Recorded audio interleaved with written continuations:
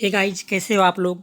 आज फिर से आप लोग के लिए कुछ साइंस का इंपॉर्टेंट क्वेश्चन लेके आए हैं। तो चलिए शुरू करते हैं। शुरू करने से पहले जो लोग चैनल पे नए हैं, चैनल को सब्सक्राइब कर ले और बेल आइकन के बटन को दबा दें। चलिए शुरू करते हैं। पदार्थ की चौथी अवस्था क्या है? तो ये सभी को पता होगा, पदार्थ की चौथी अवस्था प्लाज्मा है। लेम्बर्ट नियम किससे संबंधित है? लेम्बर्ट नियम किससे संबंधित है? तो लेम्बर्ट नियम आप लोग हो जाएगा प्रदीप्त से लेम्बर्ट नियम संबंधित है। आगे चलते हैं। कौन सा नियम इस कथन को वैध ठहराता है कि द्रव का न सृजन किया जा सकता है और न ही विनाश किया जा सकता है? तो ये हो जाएगा आप लोग को द्रव्यमान संरक्षण का नियम।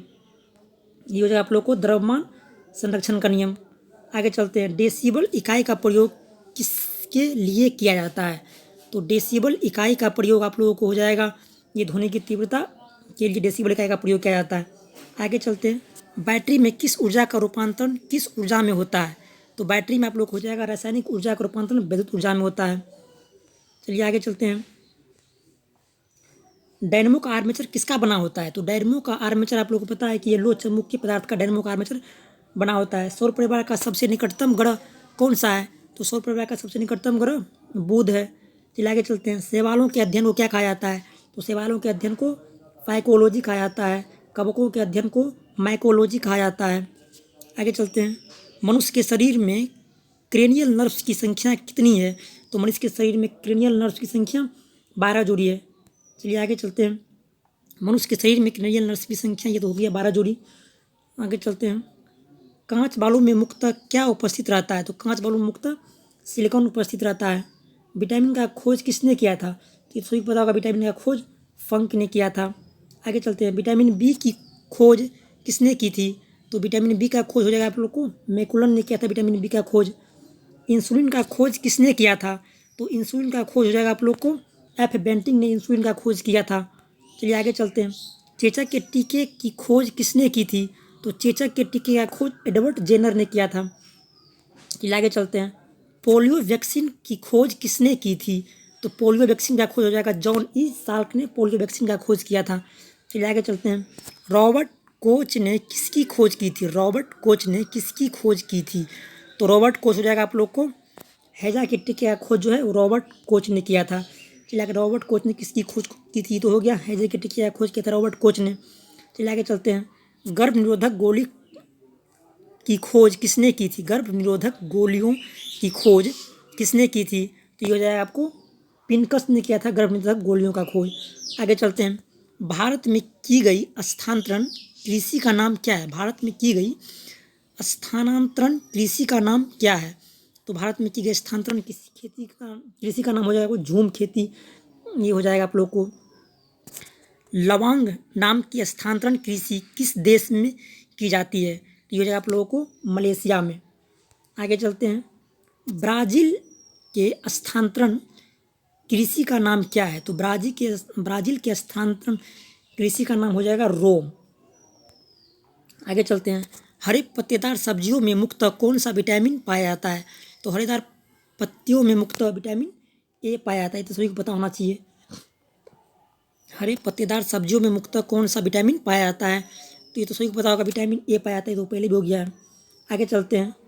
कपड़ों और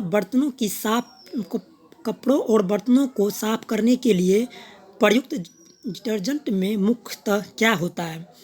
तो ये हो जाएगा आप लोगों को सल्फोनेट होता है, इसमें सल्फोनेट। आगे चलते हैं। यूरेनियम के रेडियो एक्टिव विघटन के फलस्वरूप अंततः क्या बनता है? तो ये हो जाएगा आप लोग को शीशा बनता है। ये आगे चलते हैं। ध्रुव बम बनाने के लिए किस तत्व का प्रयोग किया जाता है? ध्रुव बम बनाने के लिए ये हो जाएगा आप लोगों को ध्रुव बम बनाने के लिए मैग्नीशियम का प्रयोग किया जाता है। चलिए आगे चलते हैं। केरोटीन के कारण किस फल का रंग नारंगी हो जाता है? केरोटीन के कारण किस फल का रंग नारंगी हो जाता है? तो ये हो जाएगा आप लोग को गाजर का रंग नारंगी हो जाता है। चलिए आगे चलते हैं। रोगों के संचारण के लिए उत्तरदायी कीटों को क्या कहा जाता है? तो रोगों के संचारण के लिए उत्तरदायी कीटों को कहा जाता है वेक्टर कहा जाता है। रक्त के स्कंदन के लिए कौन सा घटक उत्तरदायी होता है? तो रक्त के स्कंदन के लिए प्लेटलेट्स उत्तरदायी होता है। फिर आगे चलते हैं। होम्योपैथी के स्थापक कौन थे? तो ये तो सभी को पता होगा कि होम्योपैथी के स्थापक जो है वो हैनीमैन थे। कि आगे चलते हैं। जीन शब्द का सर्वप्रथम प्रयोग किसने किया था? तो जीन शब्द का सर्वप्रथम प्रयोग जोहान्स ने किया था। जीन शब्द का सर्वप्रथम प्रयोग किसने किया था? ये तो हो गया, जोहान्स ने किया था। आगे चलते हैं। आयरन की कमी से कौन सी बीमारी होती है? तो आयरन की कमी से आप लोगों को अरक्तता होता है, अरक्तता आयरन की कमी से। विटामिन सी की खोज किसने की थी? तो विटामिन सी का खोज आप लोगों को फंक ने किया था। आगे चलते हैं।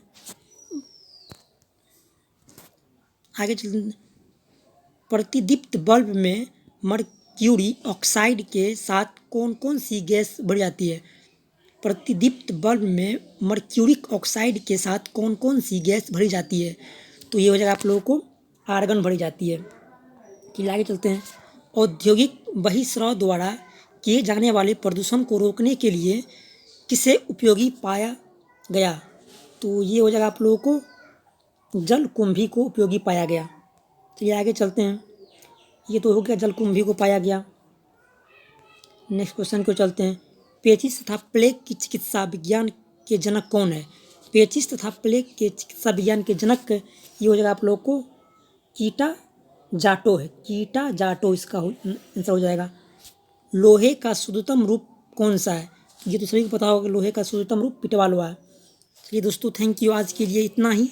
बस जो लोग चैनल पे नए हैं, चैनल को सब्सक्राइब कर लें और बेल आइकन के बटन को दबा दें। Thank you for watching this video. Thank you, good bye.